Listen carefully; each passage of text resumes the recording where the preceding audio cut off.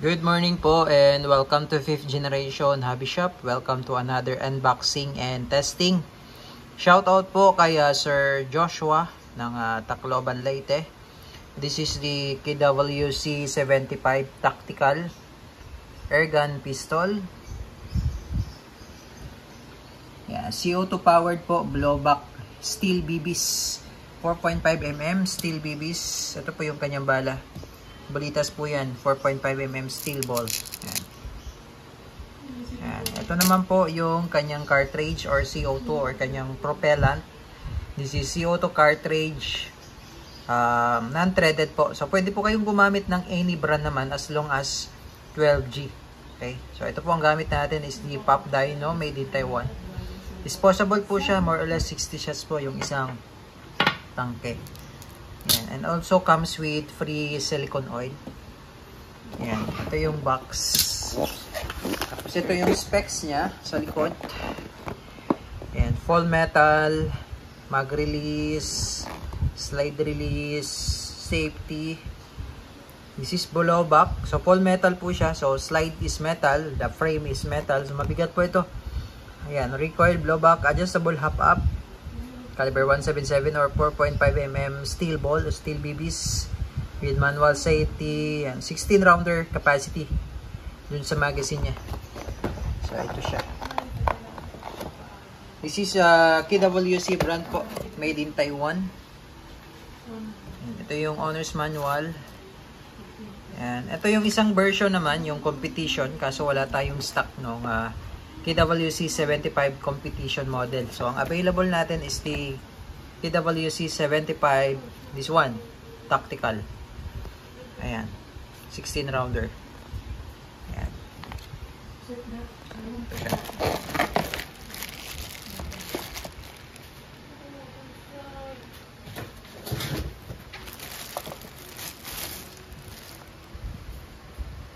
Ayan po. Full metal po. So, talagang mafe-feel mo dito. Yung slide niya is metal. Pati yung frame niya. Metal din po yan. It's a full metal. So, meron pala tayong competition model. Pero airsoft siya. Airsoft version. Pakita ko lang po.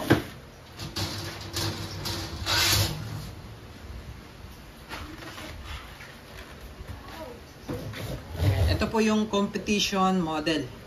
Pero this one is chambered in 5.95mm plastic ball. So hindi siya steel ball, hindi siya airgun. This is airsoft.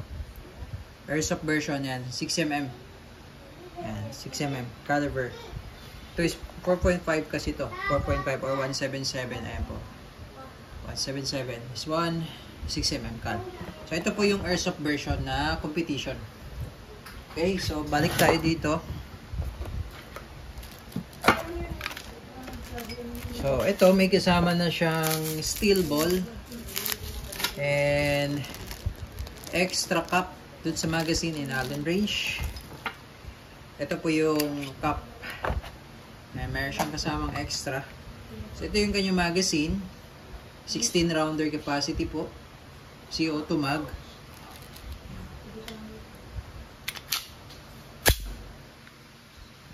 Yan po yung manual safety.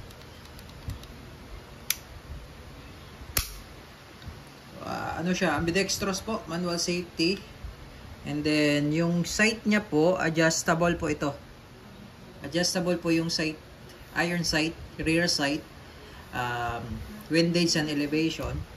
Pagdating naman po dito sa front, naka-fix po siya. Yan. Serial number. So, ito po, dahil sa lakas ng blowback nito, minsan lumuluwag po siya. Alin lang po yan. So, minsan check nyo po. Baka lumuwag. Pati po ito. May alin po yan. So, hinihigpitan lang po yan. Mabigat. Ayan. So, again, this is the KWC 75 Tactical Full Metal Airgun Pistol. Ayan. Makikita nyo kaagad dito sa box. Airgun. So, it's not an airsoft, it's airgun. So, load tayo ng CO2 po.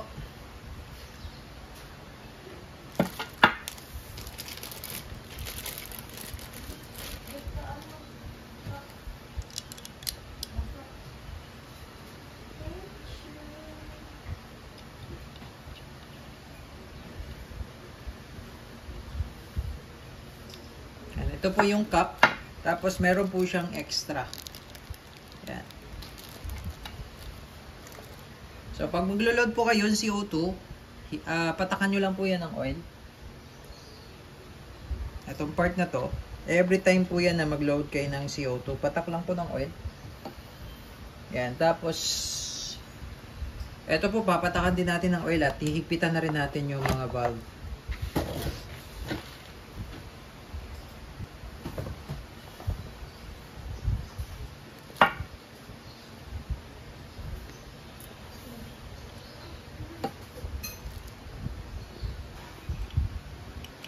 Hihigpitan ko na po yung valve. Ayan, medyo mahigpit naman po siya. Okay, so ngayon po, load tayo ng CO2 cartridge.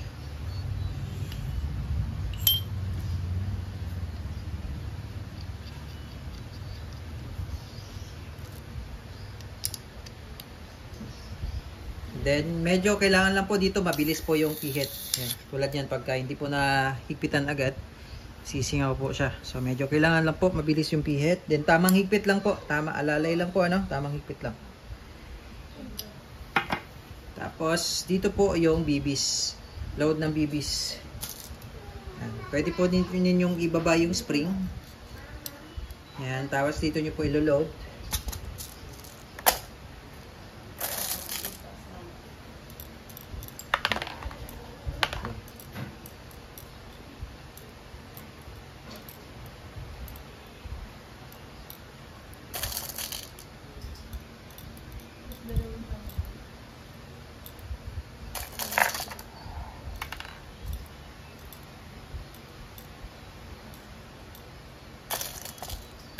Yan po.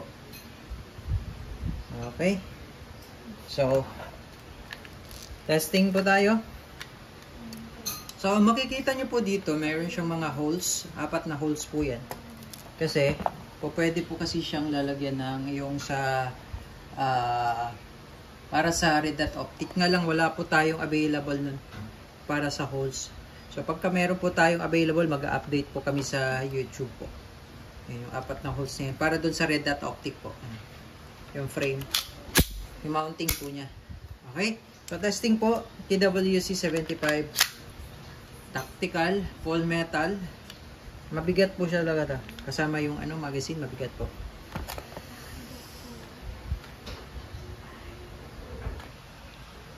Testing po. KWC 75 Tactical. Airgun pistol.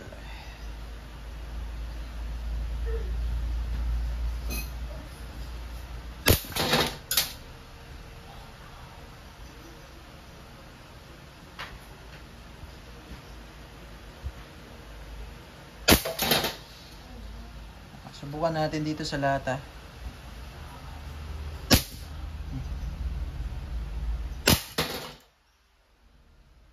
Yan, tingnan natin kung butas ba yung lata.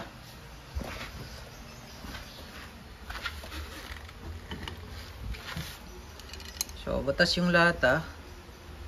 Pero hindi po siya natagos. Hindi siya tumagos. First layer.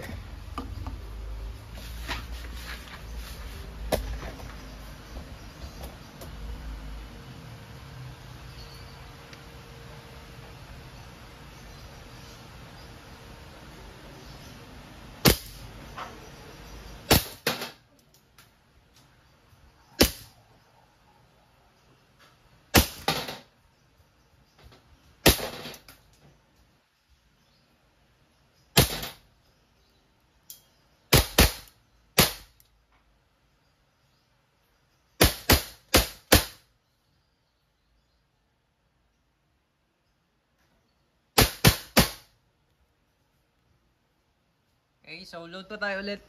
Open slide lang po siya, no? Lagyan lang natin ulit. Okay, nag-load lang po tayo ng another rounds. Tapos, sinayaan lang po natin siyang naka-open slide. Insert nyo lang po yung magazine. Yan. So, automatic siya, no? So, pag nag-open slide. Okay, nag-load po tayo ng another rounds. Tapos, Nayaan na po natin siyang naka-open slide. Insert nyo lang po yung magazine. Okay. So, subukan natin to. Data.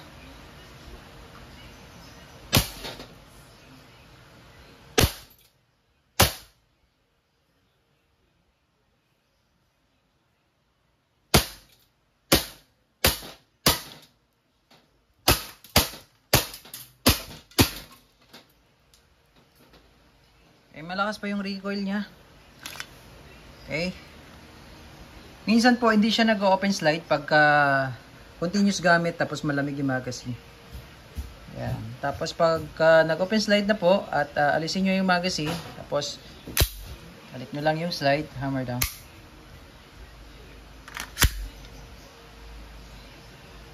KWC 75 Tactical Full Metal